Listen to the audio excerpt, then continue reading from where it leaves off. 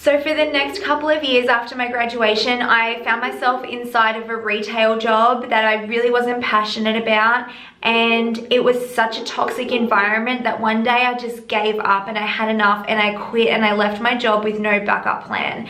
And this is kind of what led me to spiral down into my rock bottom around that time. I remember just feeling so unhappy with life, so unsatisfied, so depressed. My relationship was on the rocks. I felt so out of control. I felt like such a victim. I remember we were house sitting, me and my partner. We were house sitting someone's house. I remember that I was just sitting outside on this porch just looking out, and it was raining and raining and raining for days on end. It was like monsoon raining at the time. And I just remember being like, what is the point? I felt like I was at my absolute rock bottom, and I remember actually making a YouTube video about the benefits of being at rock bottom, and I remember feeling like that was more for me than for anyone that was going to be watching that video, because I felt like without reminding myself of what a potential benefit could be from this situation, that I didn't really have anything to live for anymore. On top of this, I had a pet cat, and this might sound really silly, but this was like the cherry on top of the cake. And I had a pet cat that I really, really loved. He was just a baby, and we found out that he had cancer. And at the same time that all this was going on, I had to make that really difficult decision to put him down. And I just remember at the time feeling like, what else could go wrong right now for me? You know, what is the point? And why is this all happening to me? I felt like everything was just piling onto me at the same time. And so I started posting on social media about mindset and talking to people about like, hey, you know, it's gonna be okay. No matter what you're going through, just know there's a light at the end of the tunnel. And I was, as I said, I was more posting that for me than for anyone else. But I started to receive some responses back from people being like, hey, you know, like, thank you, I really needed to hear that. And it felt really good for me to connect to people in that way and just remind them, as much as I was reminding myself, that no matter what is going on at the moment, that it's going to be okay.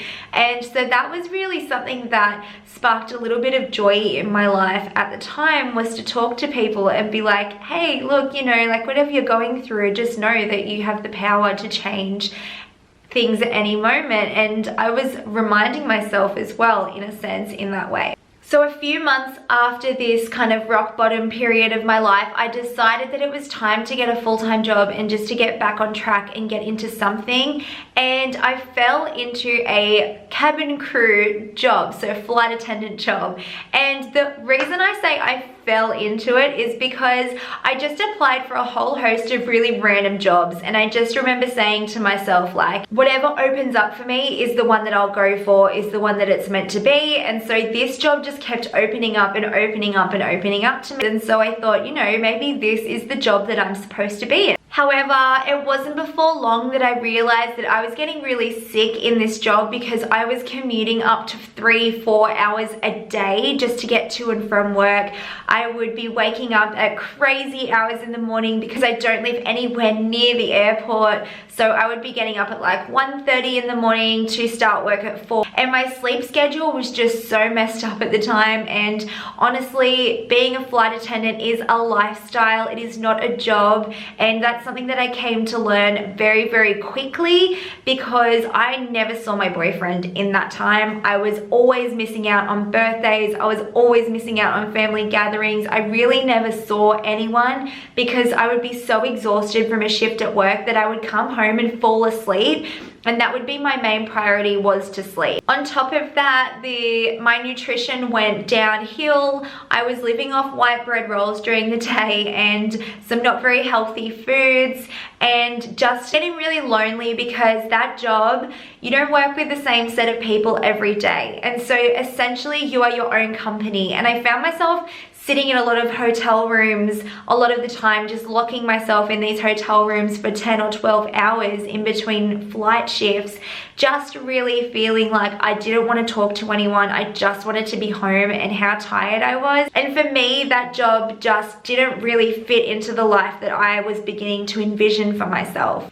It was during this time that I really discovered the concept of mindset mastery and creating a life and manifesting a life that you actually want, not just what is given to you.